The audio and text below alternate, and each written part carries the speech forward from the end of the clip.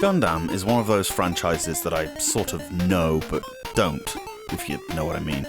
It's famous enough that the name, if nothing else, has made it out of Japan. If you gave me a pen and paper and told me to write down everything I know about it, I'd perhaps get 2 bullet points out at most. I know it's an anime, and I know it's something to do with fighting robots. Actually, I could add a third thing to this list. There were a chunk of Game Boy games devoted to it.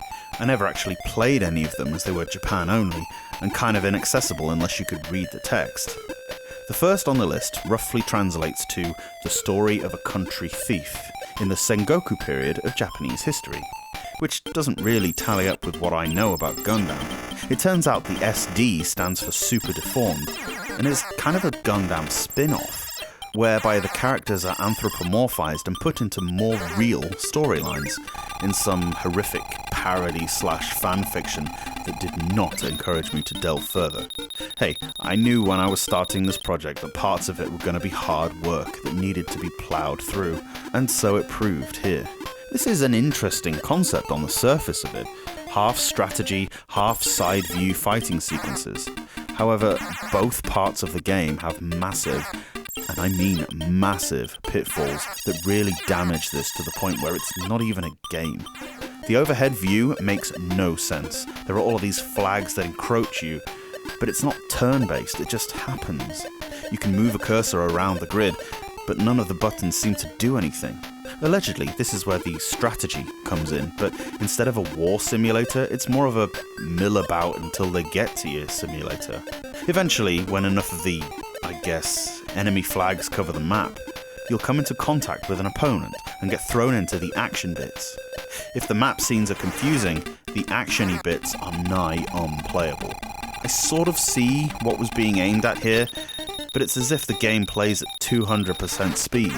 This might have simply been a frame rate oversight, but surely this gets picked up in testing, right?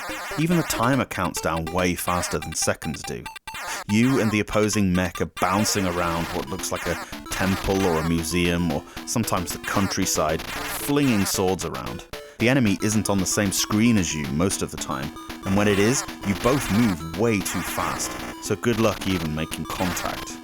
I don't mind the graphics. It seems like this was the only area of the game where any effort was applied.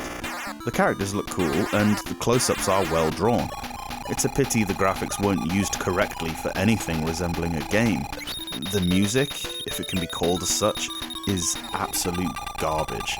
Only a couple of the channels seem to be used for music, the others are taken up by some horrific low droning that at first made me think my earphones were packing up. But no, the ROM version does the same thing. I've translated the title as well as I can, but any combination of syllables I can stitch together have no correlation with anything you'll find in the game. At the time of recording, no actual fan translations have been made.